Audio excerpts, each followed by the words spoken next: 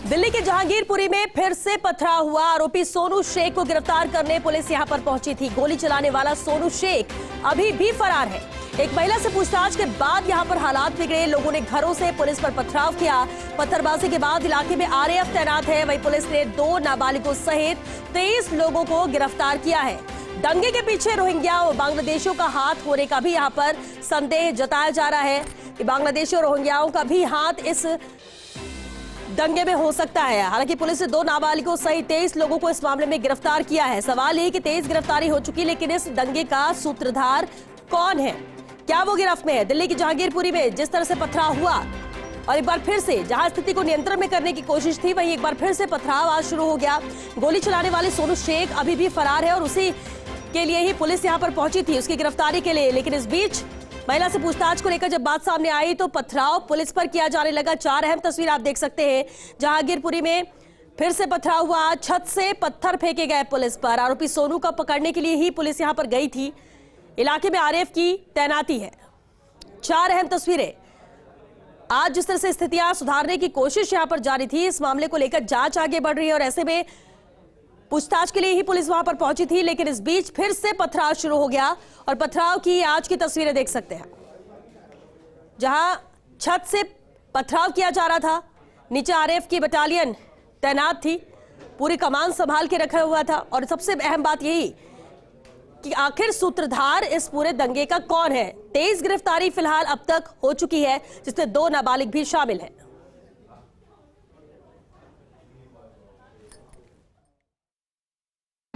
उस प्रोसेशन में जो लोग शामिल थे और वहाँ जो लोग खड़े हुए थे लोकेलिटी में, उनके बीच में आपस में तकरार हुई और उसके बाद फिर स्टोन पेल्टिंग और दूसरे इंसिडेंट्स हुए। पुलिस का बंदोबस्त प्रोसेशन के साथ था और उस समय जो हमारे अधिकारी थे, सब इंस्पेक्टर और उनके साथ जो टीम थी, उन्होंने दोनों साइड को अलग करके बीच में पुलिस थी और इन लोगों को कंट्रोल करने की कोशिश की। और उसी सिलसिले में इंजरीज भी हुई। पूरे इंसिडेंट में 9 लोगों को इंजरीज हुई हैं। इसमें 8 पुलिसकर्मी हैं, पुलिस अधिकारी हैं, 1 सिविलियन है। ये दर्शाता है कि पुलिस ने उसमें बीच में रह के दोनों जो पक्ष थे उनको अलग अलग किया और दूर किया, जिसकी वजह से पब्लिक को इंजरी होने में पब्लिक को इंजरी नहीं हुई।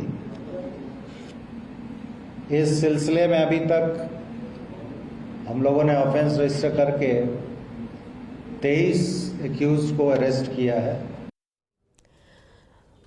तो हिंसा वाली जगह पर आज एक बार फिर से पथराव हुआ। हालांकि इस मामले में अब तक 23 गिरफ्तारियां हो चुकी है।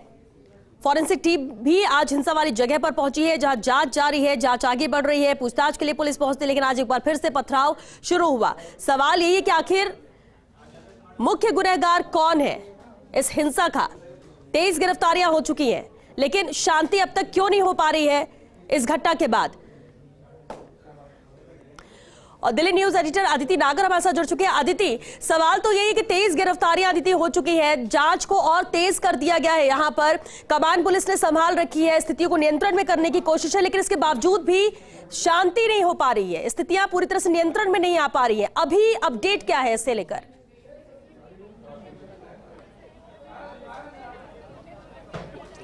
श्वेता, मैं सारी अपडेट आपको दूंगी, लेकिन उससे पहले मैं एक बार फिर जहां पर कुछ देर पहले पथराव हुआ पुलिस पर, उस इलाके को आपको दिखाना चाहूंगी। मेरे सहयोगी मुकेश जी से मैं कहूंगी कि ये पूरा इलाका है जो दिखाए किस तरीके से यहाँ पर बैरिगेटिंग है। देखिए चारों तरफ, और यहाँ से जो ठीक उस तरफ है, जो मैं आपको कैमरे में दिखा रही हूँ, ठीक उस तरफ गली के उस तरफ भी रैपिड एक्शन फोर्स और बैरिगेटिंग है। पुलिस चारों तरफ से पुलिस ने यहाँ पर घेरा किया हुआ है। दूसरी ओर मैं आपको दिखाना चाहूंगी, देखिए पूरा इलाका।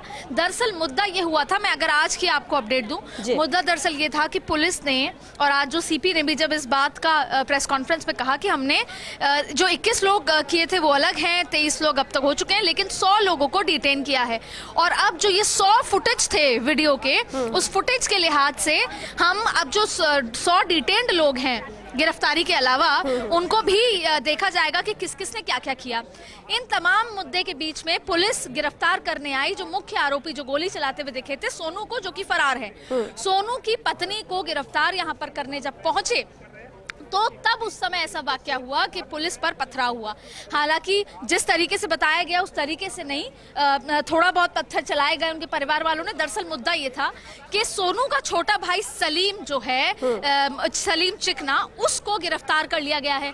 और सोनू और सलीम की मां का ये मानना है कि सोनू तो फरार है लेकिन सलीम की कोई गलती नहीं थी, सलीम उस दंगे में शामिल नहीं था, लेकिन पुलिस ने फिर भी सलीम को गिरफ्तार किया। और अब सोनू जो कि फरार है, जो जहांगीरपुरी के ब्लॉक सी में रहता है, वहां पर उसके घर पे जाकर उसकी पत्नी को जब लेने आए यहाँ पर पूछताछ के लिए, तब यहाँ पर उन पर पथराव होने लगा। यहाँ तक कि जो पास का जहांगीरपुरी का इस इलाके का जो थाना है, पुलिस उनकी पत्नी को लेके भी चली गई और वहां पर अब जो है घेराव किया गया है। उनके जो कम्युनिटी वाले लोग हैं, उनके जो आस पड़ोस के इस गली के लोग हैं, वो अब थाने पर घेराव करने पहुंचे हैं। लेकिन इस बीच में जाहिर तौर पे चौकन्ना बढ़ा दिया गया है। देखिए, सवाल उठता है कि इस तरह की घटना दिल्ली के देश की राजधानी में हो रही है।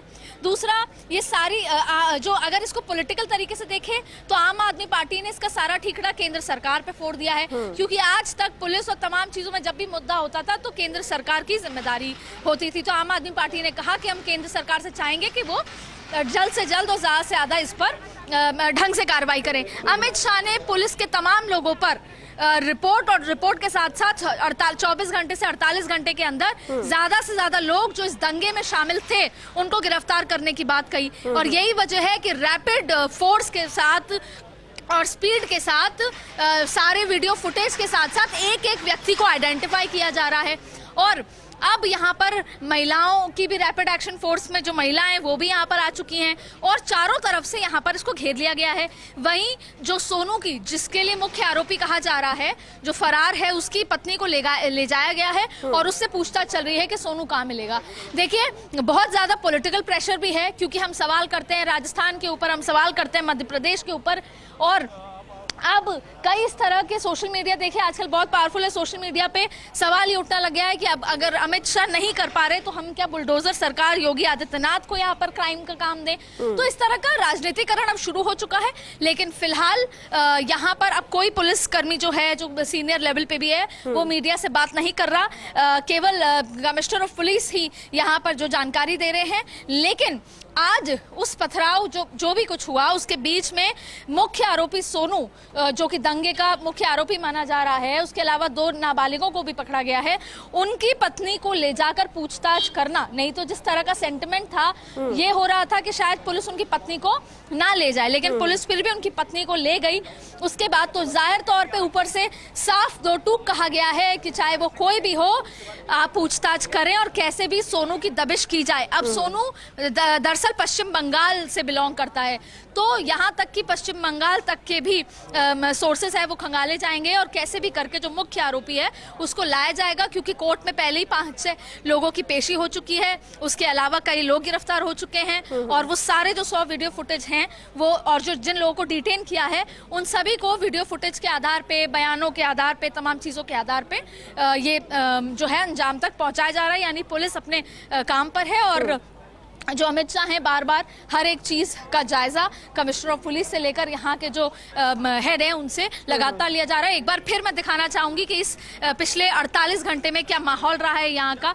ये देखिए, बस है जहाँ पर सारे जो लोग हैं अंदर मौजूद हैं और ये पूरी फोर्स है जो यहाँ पर है और सबकी ड्यूटी के हिसाब से, शिफ्ट के हिसाब से यहाँ पर भारी मात्रा में लगा दी गई है। इसके अलावा मंगोलपुरी से लेकर और भी जो इलाके हैं ऐसे सेंसिटिव, वहाँ पर भी फोर्स बढ़ा दी गई है। यहाँ पे रैपिड एक्शन फोर्स और महिला के भी जो सुरक्षा कर्मी हैं उनको भी बढ़ा दिया गया है। जिस तरीके से आज जब महिला को पकड़ने आए और पथराव हुआ और महिलाएं सड़क पर उतर आई, और इसके अलावा जो यहाँ का पास का थाना है वहाँ पर भी अब घेराव हो रहा है। तो देखिए, दरअसल जो पूरा मसला है वो अभी गरमाया हुआ ही है, यहाँ का माहौल भी गरमाया हुआ है।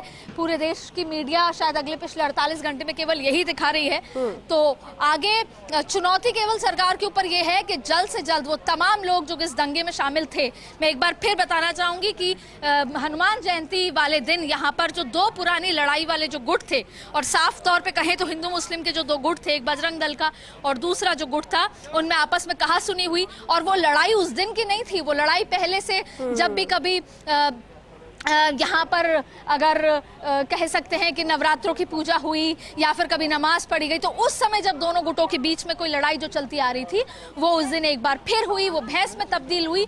और बहस के साथ साथ कहीं ना कहीं ये माइंडसेट था किसी भी गुट के लिए, कहेंगे जिन गुट का, कि इस तरह का जो है अंजाम देना है। तो ये तमाम चीज़ें हैं। देखिए अब हर बार ऐसा कहा जाता है, हम काशी विश्वनाथ की भी बात करें तो काशी विश्वनाथ कॉरिडोर में भी लगा हुआ बगल में मस्जिद है, और बहुत टाइम तक जब काशी विश्वनाथ का सुंदरीकरण हो रहा था तो उस समय भी बार बार उस मस्जिद को भी दिखाया जा रहा था। और ये एक प्रकृति की भी कह सकते हैं कि हमारा देश का इतिहास भी इस तरह का है कि जहाँ पर मंदिर है वहीं पर मस्जिद है। यहाँ पर भी इस तरह के हालात है, और यहाँ पर पूरी जो कम्युनिटी है, जितने यहाँ पे माइनॉरिटीज़ हैं उतने ही यहाँ पे हिंदू कम्युनिटी से लोग यहाँ पर रहते हैं। तो ये तमाम चीज़ें यहाँ पर आपको देखने को मैं एक बार फिर दिखाऊंगी कि जो पूरा इलाका है जहाँ पे पुलिस चौतरफा घेरा हुआ है, यहाँ पे बगल में, तो देखिए आप किस तरीके से एक तरफ वहाँ पूजा पाठ होता है, एक तरफ यहाँ पर नमाज अजान अदा की जाती होगी। तो ये तमाम चीज़ें हैं जो इस तरीके की हैं। फिलहाल यहाँ पर माहौल जो है पुलिस ने अभी कंट्रोल में कर रखा है, और चौतरफा यहाँ पर बैरिगेटिंग है। यहाँ पर लोग बाग अपनी चीज़ें और सामान्य काम करने के लिए आ रहे हैं, जा रहे हैं।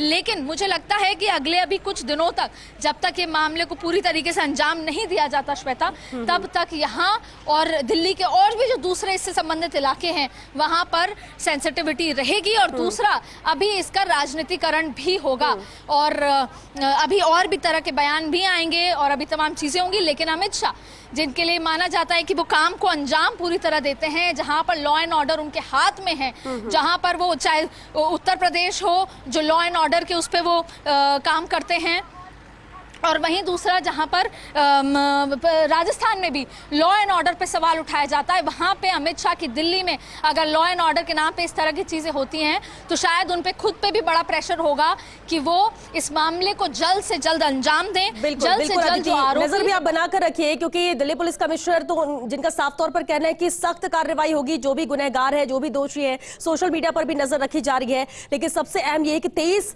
गिरफ्तारियां हो चुकी है और उन सभी को अभी कोर्ट पे पेश भी किया गया है। आदित्य, आगे भी आपसे अपडेट लेंगे। फिलहाल के लिए शुक्रिया आपका इस पूरी जानकारी के लिए।